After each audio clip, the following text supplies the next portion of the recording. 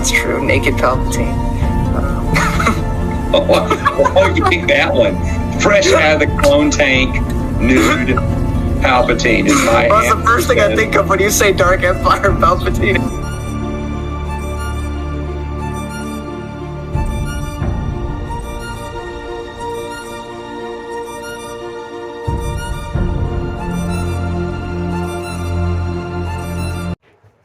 Hello everybody and welcome back to the Star Wars Expanded Universe, narrated by Disney or Lucasfilm, whichever way you slice it, Legends. And today we finish Young Jedi Knights, and moving forward we will move in to a very serious and depressing section of the Expanded Universe. But we will get to that soon. We have a couple things in between there. I do have a certain book to talk about that is technically EU, but isn't exactly a story. I have a short story to read, as well as I'm trying a new thing. We'll see how it goes, but it is related to the Expanded Universe, but it is not Expanded Universe, and we'll see if that series provides any water for you all. And then I will also be taking a small break after Vector Prime and after the comic series, and before starting the duology by Stackpole. I will be discussing a certain unrelated series that's... I will be reviewing a couple of Dune prequels, so, you know, and then I'll jump full throttle into the New Jedi Order moving forward from there, so that's about that. But let's get into the topic at hand, which is the Black Sun arc of Young Jedi Knights, starting with book 12. So what happens in this book? Well, our heroes, of course. I just want to mention this real quick. So nowhere does the series ever fully commit to the idea that Jason and Tino Ka are dating. Okay, they never say we're together, we're a couple, we're romantic. But they do. They kissed in the series prior to this one. And at the end of the series, at the end of the final book in this arc, he gives her a necklace, and it's a very romantic sort of gesture. And even Zach, who's supposed to be like a romantic interest for Jaina, says, I don't have a necklace for you, but you could be my co-pilot anytime. You know, like, so it's very clearly implied that they're a thing, without explicitly saying so. But you have some little leeway if you want to say, well, Alex, they were never actually together because it didn't explicitly say so. Well, you got me there, but it seems very intentional that they were. But I just want to address that real quick. So, again, the big bad of this 3-book arc is Black Sun. They've returned. Black Sun's always been a thing. You know, if you don't want to use the Empire, if you don't want to use the corporate sector, if you don't want to use Dark Jedi, you have the Hutts, and then you have Black Sun. So Black Sun's back. It's being run by a guy named Zethros. Now, the interesting thing about Zethros is that, and this almost went to print, Zethros, because Kevin J. Anderson forgot, just like most people did, the old newspaper strips of the Star Wars comics. There was a guy named Score, who was this bounty hunter whose face was like messed up, so he had like a bit of a, you know, robot eye patch right there and everything. It was like a part metal up there and everything, and he got defeated on Ord Mantell, right? And so Kevin J. Anderson's like, I love making connections. I'm Kevin J. Anderson. I'm the guy that connects everything because I'm cooler than everybody. Even if my works aren't as sophisticated, I'm still the coolest guy in the room, you know? So he's like, I'm going to bring this guy back because wouldn't that be poggers, right? Wouldn't that be epic? Wouldn't that be cool? And then you get close to print when you finally realize that guy's dead.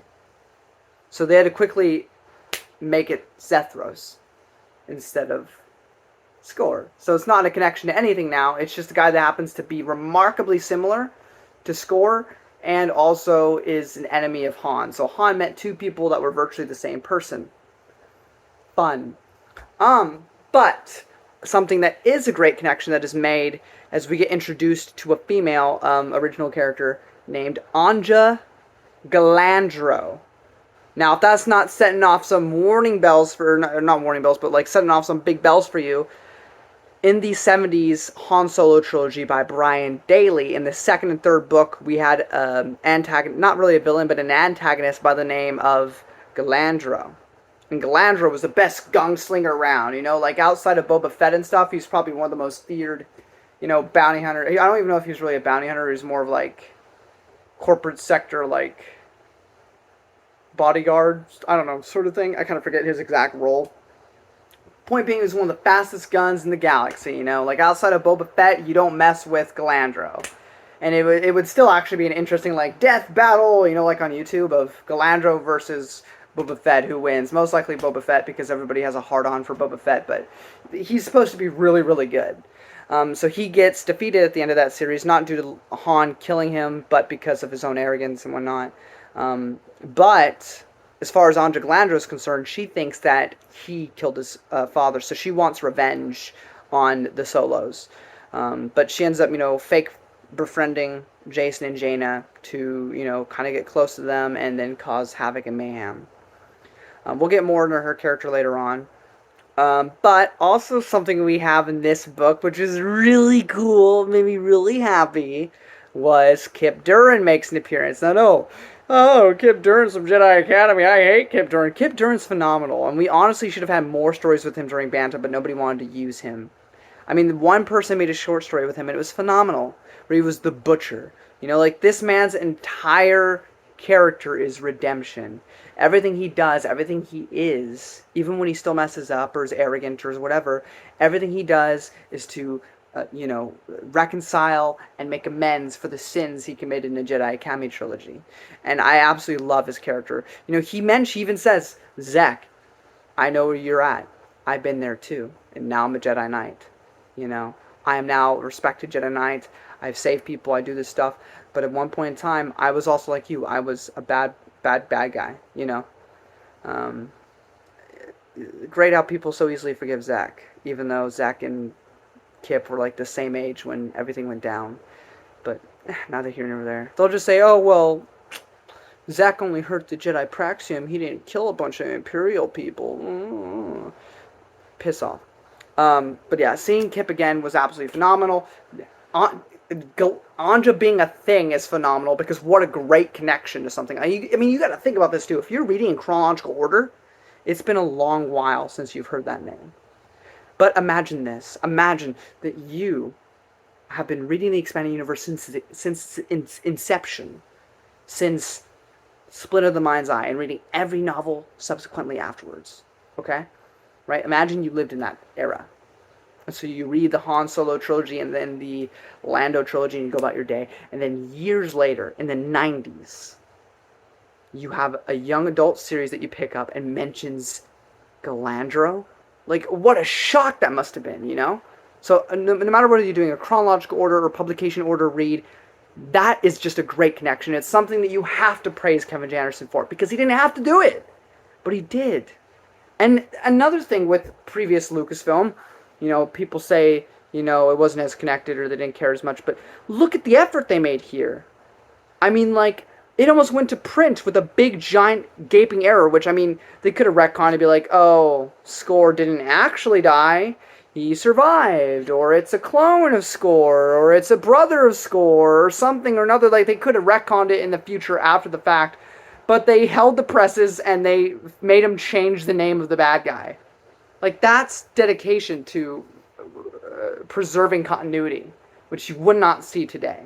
You just wouldn't see it. So I love that. I got really pissed off at Jason, though, because it's clear that he has a crush on Anja, which is really annoying. You have Tino Koff. She's better than literally any woman. Shut your damn mouth. Stop flirting. Stop defending her, you little titty. But he's a young boy. And that's another thing that I did not really... My brain did not connect the dots when I first read this series, because the way she's written is very teenager-ish, which is a bit of a diss for this book. I mean, I can look past it, but she acts like a teenager. Anja Galandro. Her father was Galandro. Now, Galandro died before episode 4. Okay? She claims to have been an infant when her father died. Okay? So she was like 1, maybe 2 at the latest. or in those months before she actually turns 1. But she already existed. Okay, there's another. There's a little bit of time before episode 4, and then you have a 3-year jump before episode 5. So at that point, she'd be like 3 or 4, and then there's a 6-month gap between episode 5 and 6, and then there's a 5-year gap before the Thrawn trilogy where Jacen and Jaina are born, which makes Anja at least 8 to 10 years older than Jacen and Jaina. Which means she's like in her mid to late 20s right now. But she acts like she's a teenager. Also, I don't necessarily... Again, Han and Leia and Anakin Skywalker and Padme both had like this older person that they fell in love with. Like, Leia and Han are 10 years apart. Padme and Anakin are about 4 to 5 years apart. It may not seem like that in the movie, but that's canonically the age gap.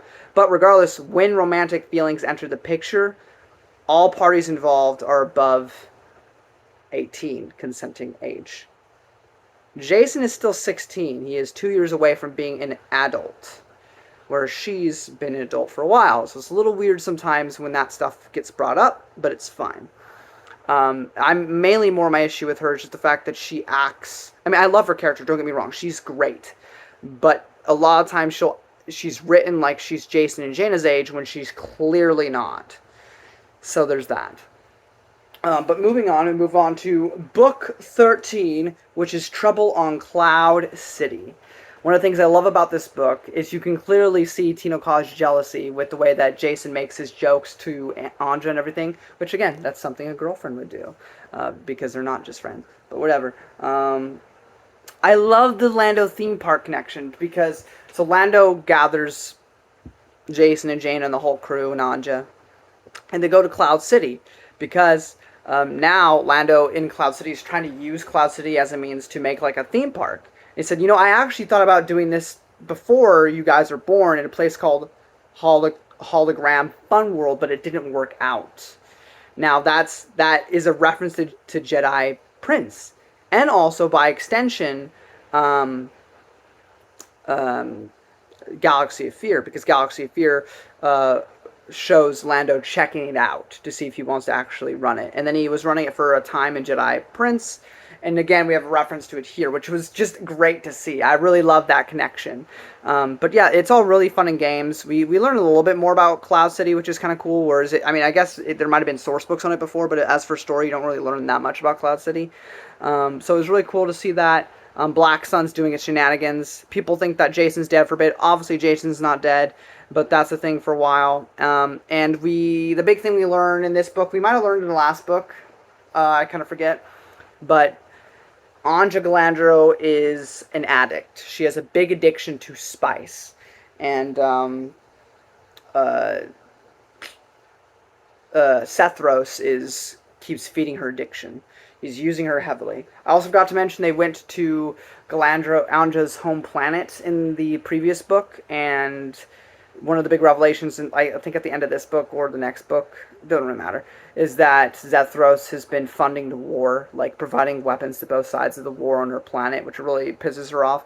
But yeah, so she's a big addict, which is another big important topic to bring up with young, because these were meant for young kids. So it's another important thing it brings up to tell young kids about, which is the problems of addiction and drugs and everything, which is really good, I think.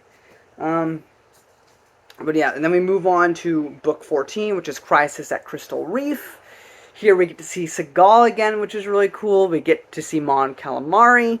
And our heroes go after, Anja to the Crystal Reef, and then they stop Black Sun, and everything is all honky-dory. They're Jedi Knights. They've done what they need to do, and they save the day. And they help their friend Anja, who is a recovering addict at this moment. And so that's really great and grand and everything gets tied up pretty nicely at the end. One other thing I'll mention is that there's a chapter just dedicated to like Luke's thoughts. It was really great to see. It was just kind of Luke reminiscing and thinking about the fact that there are a new order now of Jedi Knights. There's Kip Durin and Kyle Katarn. He doesn't mention them by name, but there's the new Jedi Knights now. And then the next generation with Jacen and Jaina and everything are growing. Because when he showed up, he mentions Aunt Beru and how and Uncle Owen and how he wishes they could be there to see what he's done, the legacy that he's built. because, you know, when he was back then in episode 4, he was just a simple farm boy, and they wanted to keep him away from everything because they didn't want him to become his father. But by, you know, doing so, they almost hindered the galaxy to remain, you know, enslaved by the Empire for who knows how long, you know. And so tragedy had to befall in order for him to kind of achieve everything he's achieved. But, you know, I always love when he references them, and, you know, it's like, I miss them, and I wish they could be here to see what I've done. Because how many times have you thought about that with a family member or something? You're like, I hope, you know, even if you don't really believe in something, you like, I hope you're looking down at me and you're proud of what I've done, you know, stuff like that. And it's really good, and really shows the evolution from the films to where we are at now. Of course, is there going to be a lot of pitfalls to that moving forward? Yeah, even if you're not counting post New Jedi Order alone is going to put a damper on a lot of that. But still, it was really nice sentiment and really great to see. And yeah, that's pretty much my whole thoughts. I mean, yeah, the Crystal Reef stuff was cool. Like, they went underwater, they fought a monster, it was fun. But, you know, overall, is this my favorite? No, I think Diversity Alliance, the Shadow Cameo arc, and the NIS. But none of it's bad. This is a phenomenal series. Absolutely enjoyed Young Jedi Knights just as much, if not more so, than I did last time. Andra Galandra is a phenomenal character, a great addition. And I do have a short story plan with Brennan that we've been writing that would fill in the gap between this book and Vector Prime. I don't know when that will release, but I will release a short video letting you know when that's done. I might even just do a read-through of it to let you guys know what you think of it. But yeah, that's pretty much it, guys. Thank you all so much for watching. If you enjoyed this video, give it a thumbs up. Share it up a ton. Don't forget to subscribe. And as always, may the Force be with you.